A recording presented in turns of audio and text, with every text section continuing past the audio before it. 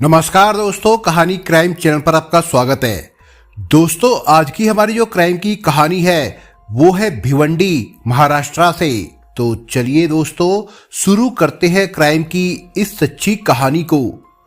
Phone पर उसकी बुआ के बेटे रिजवान कुरैशी ने बताया कि 3-4 दिन पहले 4-5 लोगों ने उसके बहन बहनोई के घर में घुसकर उनके साथ मारपीट की और उसके बहनोई की हत्या करके उसकी बहन गुलसबा को अगवा करके ले गए।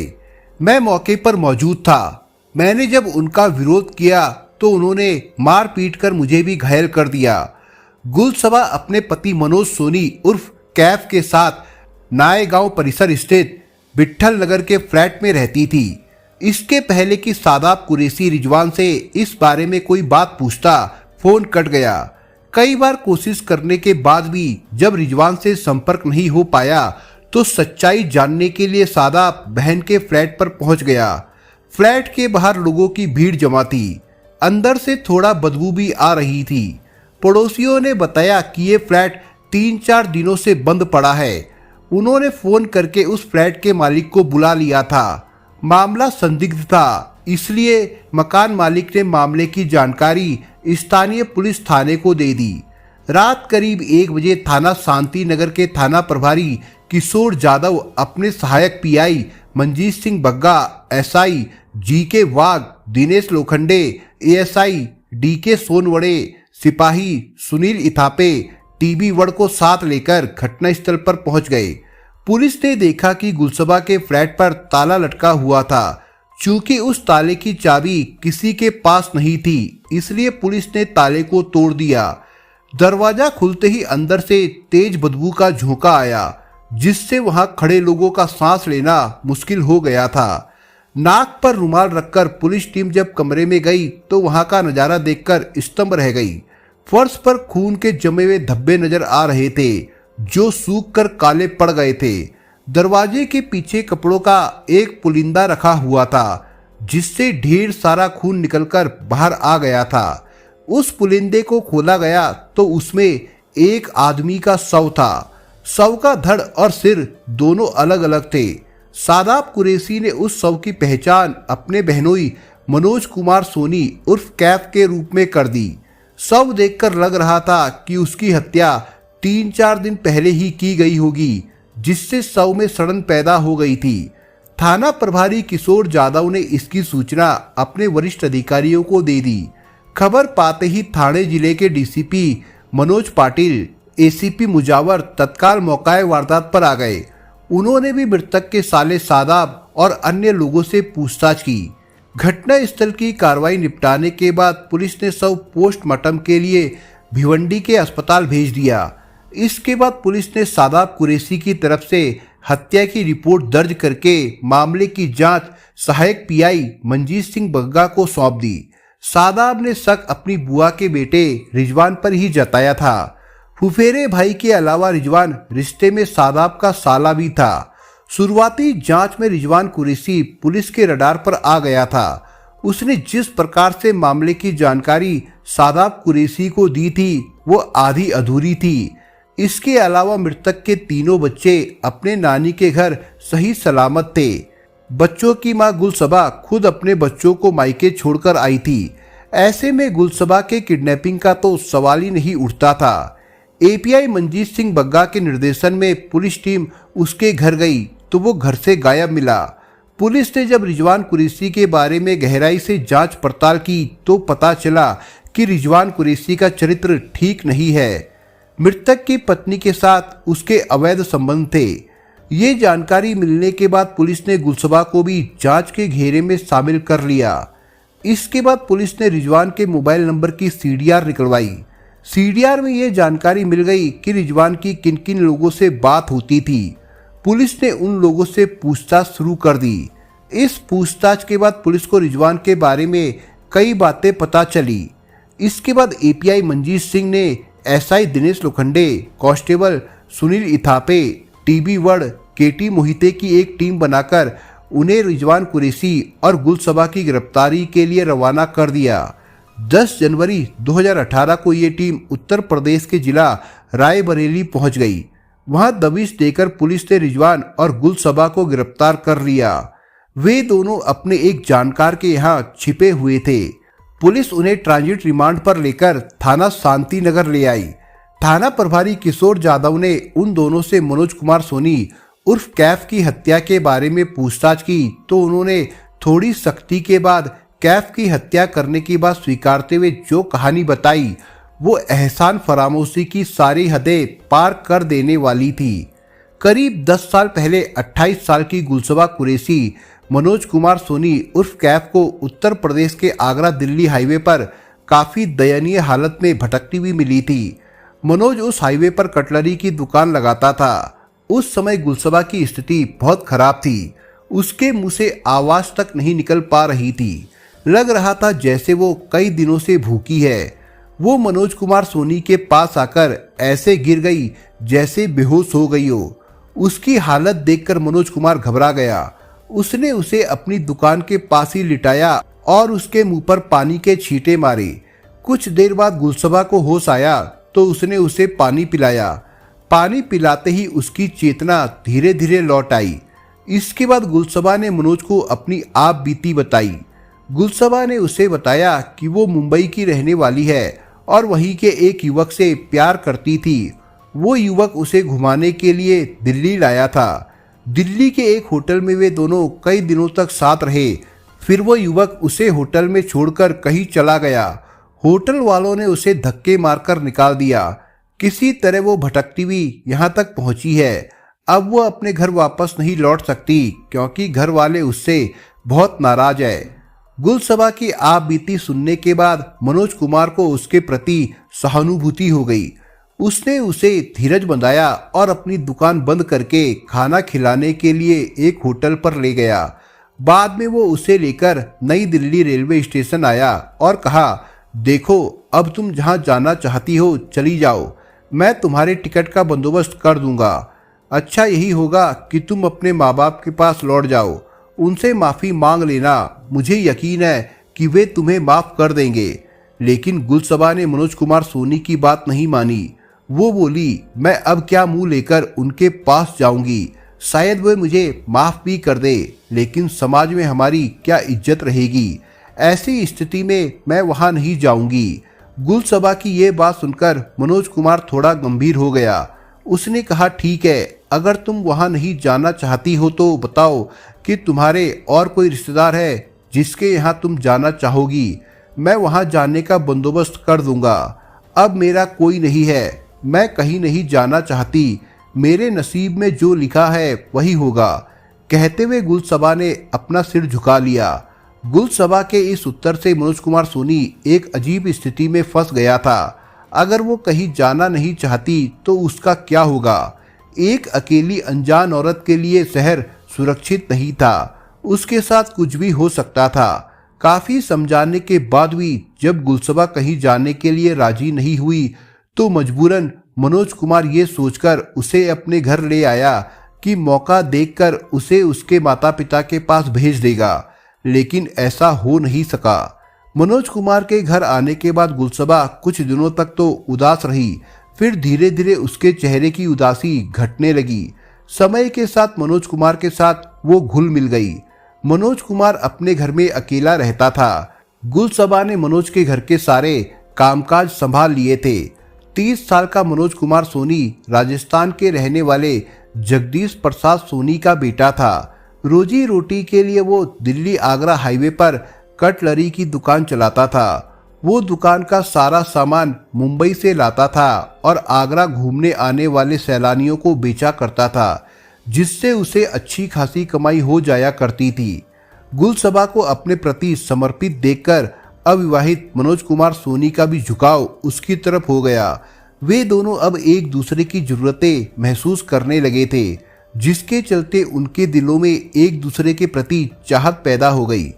मन के साथ साथ तन का भी मिलन हो जाने के बाद दोनों अब सोते जागते अपने जीवन के सतरंगी सपने सजाने लगे। मनोज गुलसबा से शादी करना चाहता था, लेकिन उनके बीच समाज और धर्म की दीवार खड़ी थी। गुलसबा की तरफ से तो रास्ता साफ था, लेकिन मनोज कुमार सोनी के घर वालों को ये रिश्ता पसंद नहीं था। उनकी भी समाज में इज्जत थी।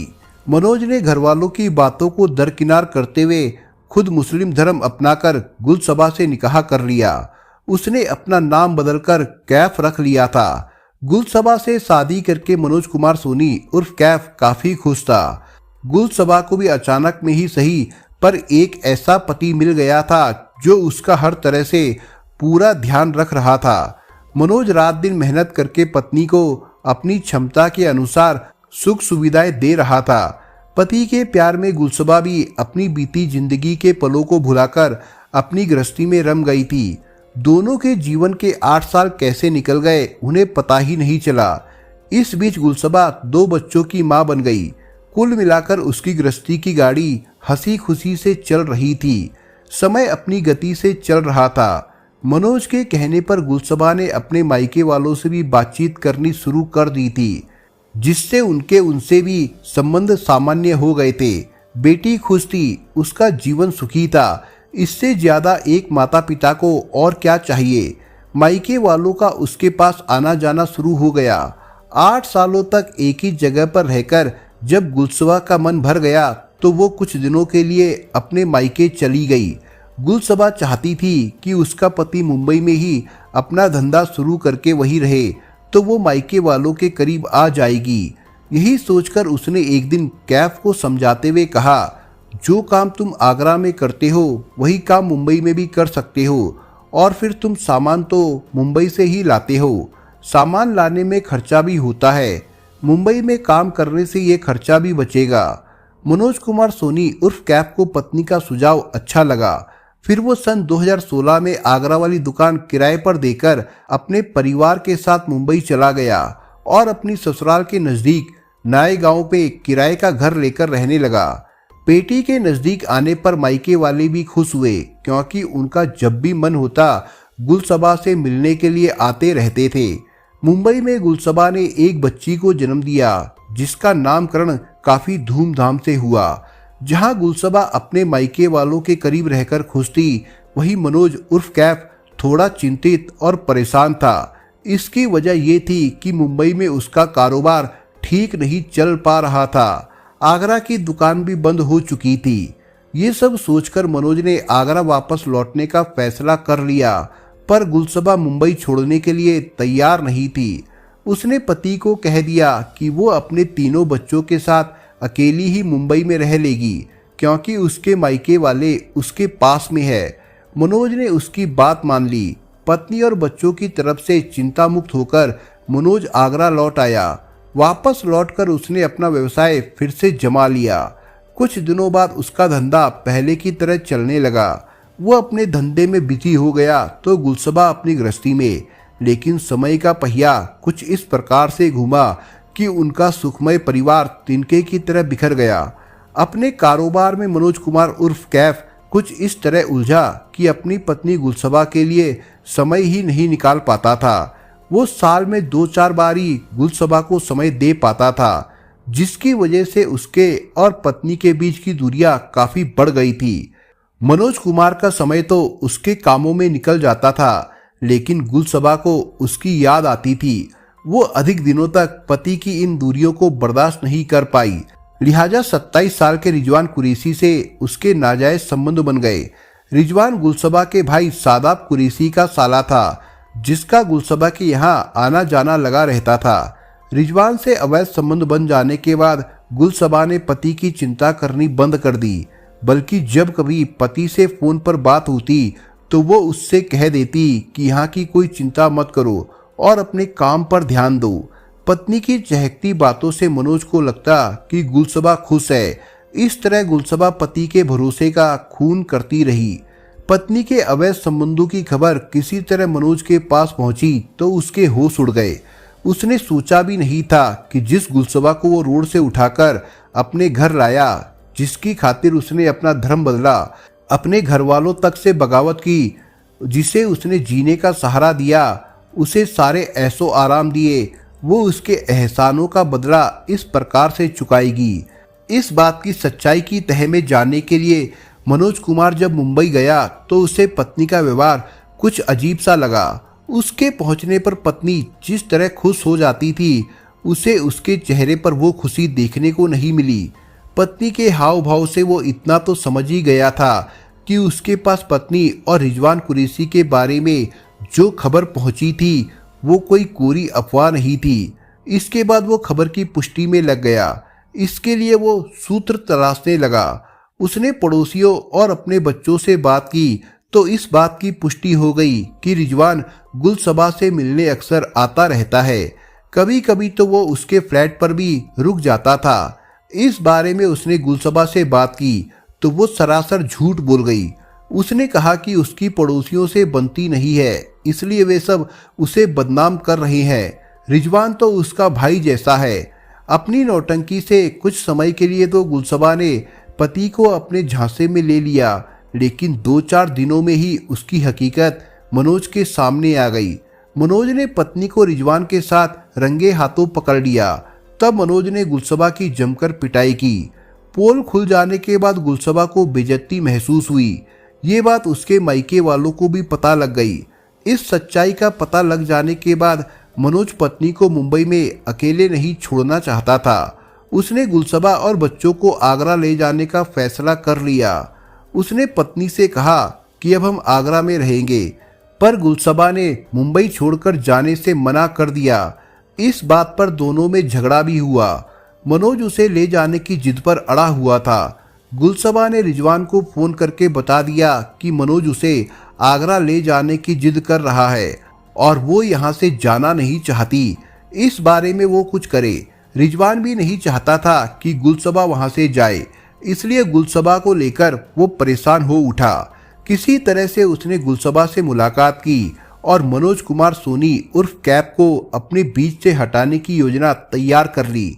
फिर अपनी योजना के अनुसार 2 जनवरी 2018 की दोपहर में वो मनोज कुमार सोनी के फ्लैट पर पहुंच गया। जिस समय वो फ्लैट में आया उस समय मनोज खाना खाकर सो रहा था। बच्चे घर के बाहर खेलने के लिए गए हुए थे। मौका अच्छा था। वो गुलसबा के साथ उसके कमरे में गया और उस पर हमला कर दिया, लेकिन वो कामयाब नहीं हो सका। अपनी जान बचाने के लिए मनोज रिजवान से भिड़ गया, जिसमें रिजवान कुरैशी जख्मी हो गया। अपने पति को रिजवान कुरैशी पर भारी होते देख गुलसबा ने रिजवान कुरैशी की सहायता की। उसने पति के दोनों हाथ पकड़ लिए। तभी झट से रिजवान ने मनोज का गला रेत दिया। मनोज नीचे गिर गया तो रिजवान ने उसका सिर काटकर धड़ से अलग कर दिया। इसके बाद दोनों ने उसके धड़ और सिर को कपड़ों के पुलिंदे में बांधकर दरवाजे के पीछे छिपा दिया। फिर उन्होंने कमरे की सफाई की। शाम होते होते गुलसबा अपने तीनों बच्चों को अपने मायके में छोड़कर फ्लैट पर आ गई। फिर घर के दरवाजे पर ताला लगाकर वो रिजवान कुरैशी के साथ उत्तर प्रदेश निकल गई, जहां पुलिस ने उन्हें गिरफ्तार कर लिया था। लेकिन इसके पहले रिजवान कुरैशी ने पुलिस और घरवालों का ध्यान भटकाने के लिए शादाब कुरैशी और अपने सारे रिश्तेदारों को एक मनगढ़ंत कहानी सुना दी थी। थाना प्रभारी किशोर जाधव और एपीआई मंजीत सिंह बग्गा ने गिरफ्तार रिजवान कुरैशी और गुलसबा से विस्तार से पूछताछ के बाद उनके खिलाफ धारा 302, 201 और 34 के तहत मुकदमा दर्ज करके उन्हें तालोजा जेल भेज दिया था। फिलहाल दोनों अभियुक्त न्यायिक हिरासत में थे। आगे की जांच एपीआई मंजीत सिंह बग्गा कर रहे थे। दोस्तों, इस कहानी के बारे में आपके विचार क्या है, हमें कमेंट बॉक्स में जरूर बताएं। और दोस्तों, अगर आपको हमारा काम पसंद आया हो तो वीडियो को लाइक शेयर जरूर करिए। और अगर आपने अभी तक चैनल को सब्सक्राइब नहीं किया हो तो जाने से पहले चैनल को सब्सक्राइब जरूर करिए दोस्तों। धन्यवाद।